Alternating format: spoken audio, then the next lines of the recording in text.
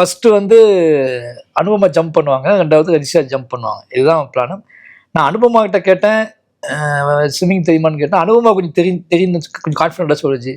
ரஜிஷாவுக்கு வந்து நான் ஏற்கனவே கர்னூலில் ஷார்ட் எடுத்திருந்தேன். அப்போ அவங்க ஸ்விம்மிங் தெரியாதுன்னு தான் சொல்லியிருந்தாங்க என்கிட்ட. பட் ஸ்விம்மிங் தெரியாதனாலையும் சும்மா கல்லை பிடிச்சிக்கிட்டே அப்படியே ஷார்ட்டில் எடுத்துருந்தோம். பட் இங்கே தெரியும் சொன்னே அப்போ அவங்க கற்றுப்பாங்க போல இருக்குன்னு நான் நினச்சிக்கிட்டேன் நான். ஓகேங்களா? அப்போ நான் பக்கத்தில் தான் நின்று இருந்தேன். ஷார்ட்டு ஏன்னா பக்கத்தில் தான் ஷார்ட்டே வச்சுருக்கோம் நாங்கள். கொதிச்சாங்க. நீங்கள் குதிச்ச அடுத்த செகண்டே அவங்க தப்பாயிட்டுன்னு எனக்கு தெரிஞ்சிடுச்சு. குதிச்ச அடுத்த செகண்டே ஆள் மேலே வர முடியல. அடுத்த செகண்ட் என்னன்னா 2 பொண்ணுங்க. அப்போ இன்னொரு விஷயம், முக்கியமான விஷயம், அவங்க நம்ம தான் குதிக்க சொல்கிறோம், நாம தான் பொறுப்பு நல்லா தெரியும் நமக்கு.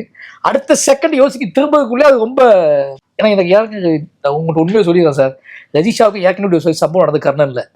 மூக்குப்பொடி மூக்கு பிடிக்கும்போது மிளகா பொடி இருக்குல்ல, மிளகா பொடியை கர்னலில் அந்த யுத்தம் நடக்க அந்த போது மிளகா பொடியை இது பண்ணிட்டு இருப்பாங்க. மிளகா பொடியெல்லாம் மக்கள்லாம் கொட்டி குமிச்சு போலீஸ் வரும்போது அடிக்கிறதுக்காக ரெடி பண்ணிட்டு இருப்பாங்க. இந்த பொண்ணு வீசிங்க சம் ஏதோ ஒன்று பண்ணுவாங்க சார், அது இருந்துக்கு சொல்லலை என்கிட்ட.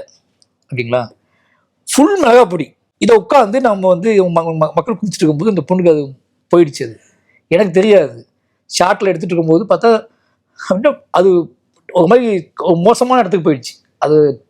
அது என்ன பேசுன்னு தெரில, என்ன செய்யுதுன்னு தெரில. எல்லாரும் பயந்து நடுங்கி தூக்கிட்டு ஓட ஆரம்பிக்கிறோம். என்ன பண்ணுன்னு தெரியல. அதனால என்ன அப்போ திருப்பி அதுக்கப்புறம் தான் அவங்க அசிஸ்டன்ஸ் வந்து சொல்கிறாங்க, பேக்கில் அது இருக்கு, எடுங்கன்னு சொல்லி அப்போ பேக்லேருந்து எடுத்து அதுவே பிடுங்கி, எங்களுக்கு அது என்ன பண்ணுன்னு தெரில. அப்போ அந்த பொண்ணே பிடுங்கி அது பண்ணி தன்னை காப்பாற்றிக்கிச்சு. ஓகேங்களா? எனக்கு இது ஞாபகத்தில் இருந்துகிட்டே இருந்துச்சு. தண்ணிக்குள்ள குதிச்சு அடுத்த செகண்டே எனக்கு அந்த ஞாபகம் வந்துச்சு எனக்கு. ஏன்னா ஏற்கனவே ஆல்ரெடி அந்த பொண்ணுக்கு வந்து அப்படி விபரீதமான சூழல் போயிட்டு வந்தது. இப்போ இந்த இடத்துல சார் சொல்கிற மாதிரி நம்ம டக்குன்னு யாரையும் பார்க்க முடியாது. நான் அந்த நிமிஷம் தோணுனதுனால இது நம்ம உடனே போகலை அப்படின்னு அந்த எனக்கு மட்டும் தான் புரிஞ்சிச்சு. அவங்க மேலே வரல, நீச்சல் தெரியல, இது ஏன் போய் சொல்லியிருக்கு அப்படின்னு சொல்லி எனக்கு தெரிஞ்சிருச்சு எனக்கு.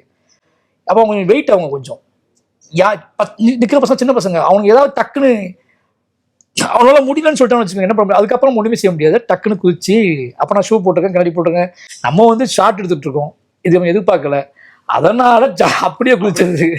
ஓகேங்களா? டப்புன்னு குதிச்ச உடனே அவங்க வெளியே கொண்டு வர முடிஞ்சிச்சு ஈஸியாக. ஓகேங்களா? ஆனால் குதிக்கல அப்படின்னா பெரிய சிக்கல் தான் நடந்துருக்கும். புரியுது.